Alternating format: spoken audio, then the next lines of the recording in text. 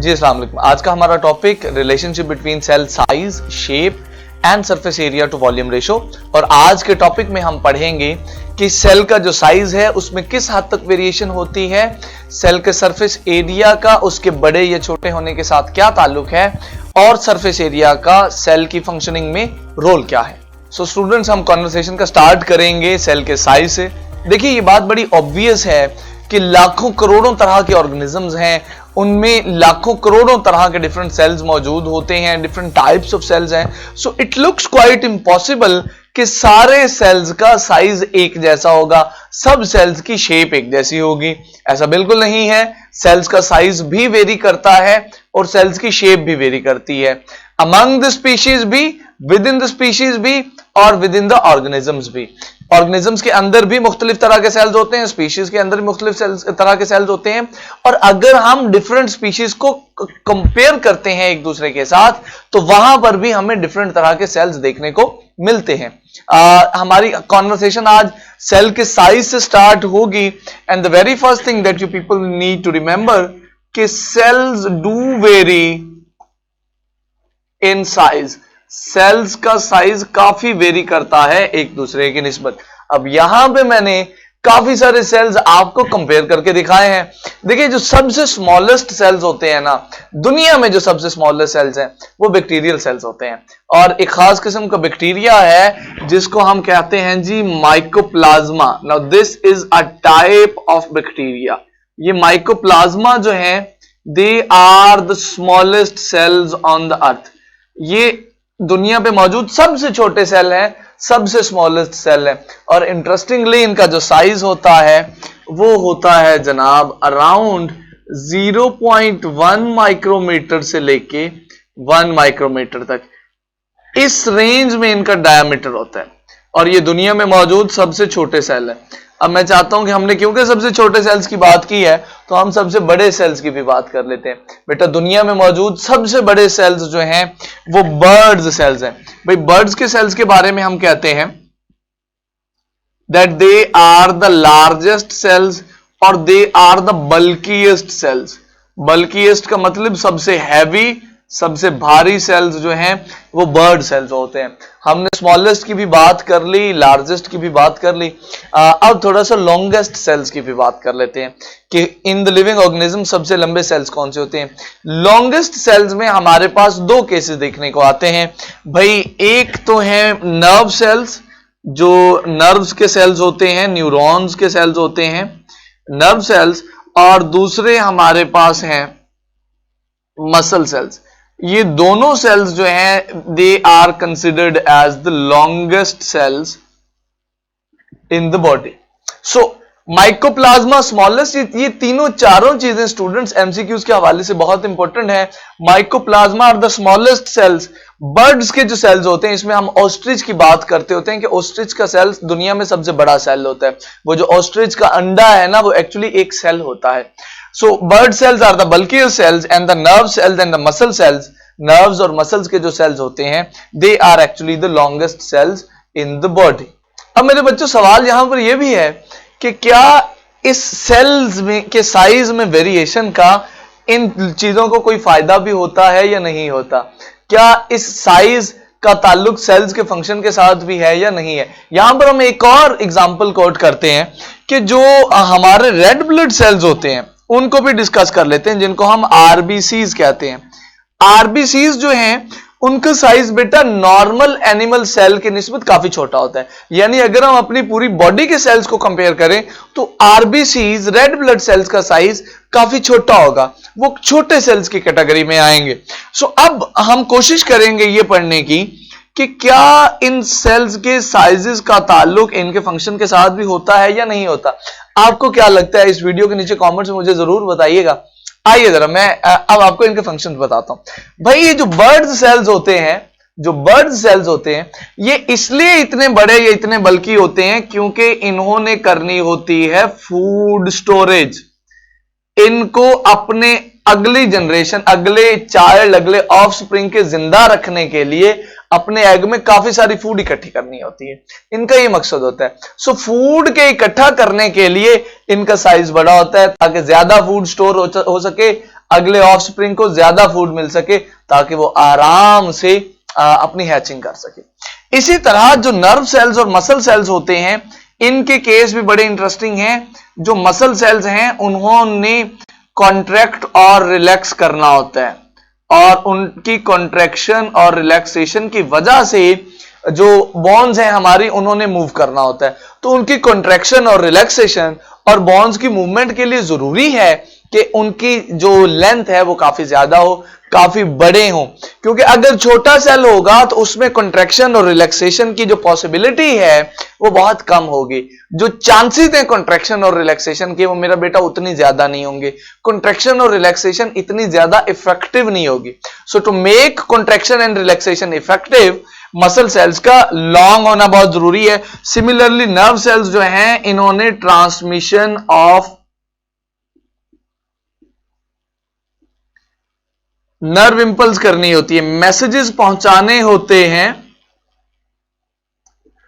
From the parts of the body to the brain and spinal cord. तो उसके लिए भी इनका लेंथी होना, लॉन्ग होना बहुत जरूरी है कि जितने लेंथी होंगे उतने ही आसानी से, आराम से ये मैसेज को पहुंचा सकेंगे। फाइनली अगर हम रेड ब्लड सेल्स की बात करें तो बेटा इनके छोटे होने का भी इनको बहुत फायदा है। सिर्फ बड़े होने का फायदा नहीं होता, छोटे होने का भी फायदा होता है। देखिए ये बहुत छोटे होते हैं और इसकी वजह से ये बहुत आराम से ब्लड वेसल्स में एंटर हो जाते हैं। देखिए ब्लड वेसल्स जो हैं उनका डायमीटर बहुत छोटा होता है कैपिलरीज का, बट ये रेड ब्लड सेल्स क्योंकि होते ही बहुत छोटे हैं तो इनके पास ये पॉसिबिलिटी होती है कि that they can enter into the blood vessels और आराम से मूव कर सकते हैं, और डिफ्यूजन और बाकी जो प्रोसेसेस हैं वो बहुत आराम से कैरी आउट कर सकते हैं। अब साइज के बाद बेटा अगली डिस्कशन करते हैं अबाउट द सरफेस एरिया के सरफेस एरिया क्या है और सरफेस एरिया टू वॉल्यूम का क्या मतलब है। देखिए ये दोनों टर्म्स बहुत कॉमन है, सरफेस एरिया की टर्म भी और वॉल्यूम की टर्म भी। अब बस हमें करना यह है कि हमें इन दोनों का रिलेशन फाइंड आउट करना है कि ये जो वर्ड है surface area to volume ratio, इसका क्या मतलब है। ओके जी, सरफेस एरिया मेरा बेटा कहते हैं किसी भी चीज का जाहिरी एरिया। मिसाल के तौर पे ये मेरे पास एक डस्टर है, इसको ध्यान से देखिए। देखिए इस डस्टर का वो एरिया जो आउटर एनवायरनमेंट के साथ डायरेक्ट कांटेक्ट में है उसको सरफेस एरिया बोलेंगे। यानी ये वाला एरिया, ये वाला एरिया, ये वाला एरिया, ये वाला एरिया, ये वाला एरिया और ये वाला एरिया। या एक और एग्जांपल लेते हैं, आप सेल को एक रूम फर्ज कीजिए, सेल को एक रूम फर्ज कीजिए जैसे मैं हमेशा आपको कहता हूं। तो अब उस रूम का वो एरिया, वो जगह, वो स्पेस जो आउटर एनवायरनमेंट के साथ डायरेक्ट कांटेक्ट में है वो है सरफेस एरिया। अब जो रूम होता है, इमेजिन कीजिए जरा, जो रूम होता है उसकी जो चारों दीवारें हैं वो आउटर एनवायरनमेंट के साथ डायरेक्ट कांटेक्ट में होती हैं, उसकी छत डायरेक्ट कांटेक्ट में होती है, और अगर हम जमीन से उसको अलहदा कर दें तो उसका जो नीचे वाला पार्ट होगा वो भी जमीन आउटर एनवायरनमेंट के साथ डायरेक्ट कांटेक्ट में होगा। Now this is the surface area. अब दूसरी टर्म समझिए पहले के वॉल्यूम क्या होता है। देखिए volume is the space occupied by an object. इस व्हाइट बोर्ड ने जितना एरिया कवर किया हुआ है, जितनी स्पेस कवर की हुई है, उसको वॉल्यूम बोलते हैं। इस रूम ने, स्टूडियो ने जहां मैं खड़ा हूं, जितनी स्पेस कवर की हुई है उसको वॉल्यूम बोलते हैं। अब ये दोनों टर्म्स बहुत आसान है और बच्चों को आसानी से समझ आ जाती है, बट ये जो कॉन्सेप्ट है surface area to volume ratio का, ये समझना थोड़ा सा डिफिकल्ट है, बट मेरे साथ बिल्कुल डिफिकल्ट नहीं है। आइए मैं आपको समझाने की कोशिश करता हूं। देखिए फर्ज कीजिए कि एक चीज का सरफेस एरिया है 6 सेंटीमीटर क्यूब, फर्ज कीजिए, और उसका जो वॉल्यूम है वो है 2 सेंटीमीटर क्यूब। सरफेस एरिया है 6 सेंटीमीटर स्क्वायर, सरफेस एरिया बेटा हमेशा स्क्वायर्स में होता है, और वॉल्यूम जो है वो है 2 सेंटीमीटर क्यूब। तो इनकी जो आपस में रेशो होगी हम उसको बोलेंगे surface area to volume ratio. अब इनकी रेशो क्या निकलेगी, आई होप आपको इतनी तो मैथ आती होगी कि 6:2 will be 3:1। Now this is the surface area to volume ratio. कि surface area compared by the volume, उनकी जो सिंपलेस्ट रेशो आती है उसको हम बोलते हैं surface area to volume ratio. ये surface area to volume ratio cells के केस में मेरा बेटा बहुत इंपॉर्टेंट है। यहां पर अब मैं आपके साथ 2 केसेस शेयर करूंगा। भाई हम कहते हैं जो लार्ज सेल होते हैं ना, ऐसे सेल्स जिनका साइज ज्यादा है, जो बड़े सेल्स हैं, लार्ज सेल्स की जो ये रेशो होती है, surface area to volume ratio, वो लेस होती है, उनकी surface area to volume ratio small होती है. So they also have small surface area to volume ratio. इसी तरह जो लार्ज सेल होते हैं बेटा, जो स्मॉल सेल होते हैं, सॉरी, जो स्मॉल सेल होते हैं, जो छोटे सेल होते हैं जिनका साइज कम होता है, उनकी जो surface area to volume ratio है वो ज्यादा होती है. Now this looks a bit confusing to you people, I know that. Okay जी, सो जो स्मॉल सेल हैं उनकी surface area to volume ratio होती है ज्यादा. Large surface area to volume ratio. So बेटा मैंने आपके साथ अभी अभी 2 केसेस किए हैं डिस्कस, कि जो बड़े सेल्स होते हैं उनकी surface area to volume ratio कम होती है, स्मॉल होती है. इसी तरह जो छोटे सेल होते हैं उनकी surface area to volume ratio ज्यादा होती है. अब ये चीज आपको कंफ्यूज कर रही होगी, मैं इसको रिपीट करता हूं कि जी अगर एक ये सेल है, नाउ इसका साइज छोटा है, ये छोटे साइज का सेल है, तो इसकी ये जो रेशो होगी, जो मैंने रेशो निकाल ली है 3:1, ये बेटा ज्यादा होगी, ये ज्यादा होगी. और अगर एक सेल बड़ा सेल है, अब फर्ज कर लें कि ये रूम एक सेल है, ठीक है, तो इसकी जो surface area to volume ratio होगी वो कम होगी. छोटे सेल्स की surface area to volume ratio ज्यादा, बड़े सेल्स की surface area to volume ratio कम. ऐसा क्यों होता है, आइए समझने की कोशिश करते हैं. ओके बेटा, अब देखिए जरा गौर कीजिएगा. आपने फर्ज करना है कि ये जो पहला एक ब्लॉक है ये एक सेल है, और जो अगला ब्लॉक है ये दूसरा सेल है. अभी आपने इन दोनों को एक एक सेल फर्ज करना है, इवन दो जो बड़ा ब्लॉक है वो भी छोटे ब्लॉक से मिलकर बना हुआ है. सो अगर हम छोटे सेल को देखें तो इसका जो सरफेस एरिया टोटल बन रहा है ना, लेंथ को मिला के, वो बन रहा है 6. ठीक है. अब इसी तरह वो जो बड़ा सेल आपको नजर आ रहा है, इसकी अगर लेंथ को हम मापें 2-2 mm इसको करें कंसिडर, तो इसका जो टोटल सरफेस एरिया बन रहा है, 6 साइड्स हैं, उनको मल्टीप्लाई करें तो 24 बन रहा है. अब यहां तक आपको बात समझ आ रही हो कि छोटे सेल का सरफेस एरिया कम, बड़े का सरफेस एरिया ज्यादा. इसी तरह अगर हम इन दोनों के वॉल्यूम्स को कंपेयर करें तो ये जो छोटा सेल है आपके पास, जिसकी लेंथ 1-1 है चारों 6 साइड्स पे, इसका वॉल्यूम भी बनेगा 1 क्यूबिक मीटर. इसी तरह जो ये बड़े वाला सेल है जिसकी साइडों की लेंथ 2-2 है, इसका जो ओवरऑल वॉल्यूम बनेगा बड़े वाले सेल का, इट विल बी अराउंड 8, ये 8 के करीब बनेगा.